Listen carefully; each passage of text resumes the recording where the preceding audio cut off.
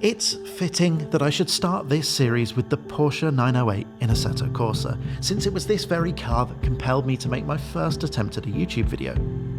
Now, that video never saw the light of day, but it did start something. And looking back, it's pretty easy to see why it was this car, in this sim, that compelled me to start down this path. The 908 has got all of the right ingredients. It drives beautifully, mixing in the difficulty and intimidation factor that was so characteristic of sports cars of the era, with a drivability that's less prevalent perhaps in some of its on-track rivals like the GT40. And of course, it's absolutely stunning, which really doesn't hurt. The real car continued the lineage of the 906, which was the first Porsche racing car to be developed with a wind tunnel. And, well, that much is fairly obvious in the sweeping curves and airflow contouring bodywork, which was all the more prominent in the Langheg or long-tail version provided by Kunos in the Porsche Pack 3 DLC.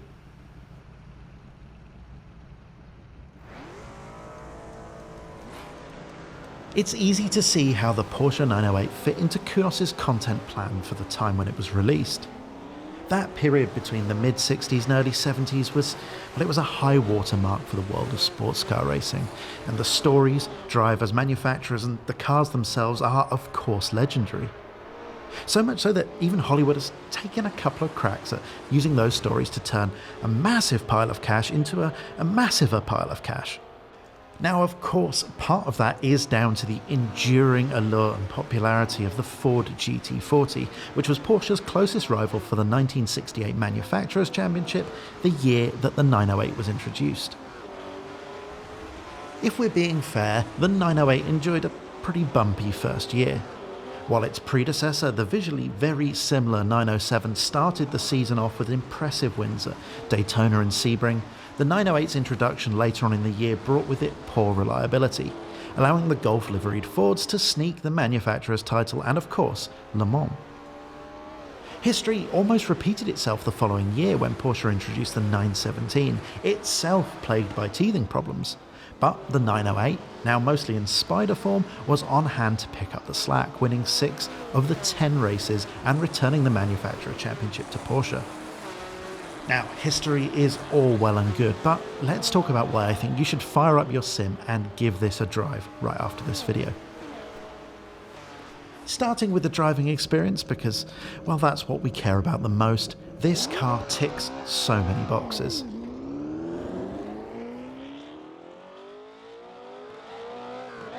The 1968 Langheg features a modest, even for the time, 350 brake horsepower, which is between 80 and 90 less than the Ford, though it is of course lighter, and depending on which source you read, has as much as 40% less drag, so it all sort of comes out in the wash. What that means for the driving experience is that the car feels more sporty than many of its contemporaries. It balances the downright terrifying nature of the cars at the time with a surprisingly attentive front end and a more usable power band. At very high speeds, it does get scarier, but that very much fits the mood of the day, where 200 miles an hour plus on the Mulsanne was more than achievable, but anything but routine. In these situations, the Ford is the quicker car, but on the brakes and through the turns, the 908 is much more adept, owing to the lighter curb weight.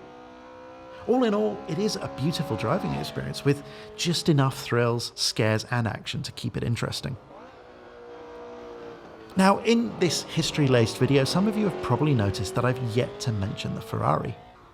Assetto Corsa has the 330 P4, which was introduced in '67 and arguably does many of the things that the Porsche does, and even slightly better, while looking, well, like that. But that's not really the point. Its superiority, especially in the power department, does make it the quicker of these cars in Assetto Corsa, but that's nothing that a little bit of restrictor can't tame if you're so inclined. Now, mix in the Ford and the excellent Lola T70 Mark II mod by Crossply and Aphid God, and you've got a more than reasonable representation of the sharp end of a late 1960s sports car field. And importantly, the racing is serious fun. So then, I guess that's my argument. The 908 looks good, it drives good, and it provides good racing. There's really no need to overcomplicate it. And that's what's arguably most compelling of all about these cars, their relative simplicity, at least compared to what was to follow. The 1970s saw an increasing focus on aerodynamics, starting with this car's replacement, the 917, which once it was developed into the short-tail Kurtz version was on another level of performance. In fact, in practice for Le Mans in 1968, the fastest time set by the 908 Langhecke was a brisk 3 minutes and 35 seconds. But just 2 years later, the new 917K had scythed nearly 16 seconds off of that marker, which is an eternity in racing terms.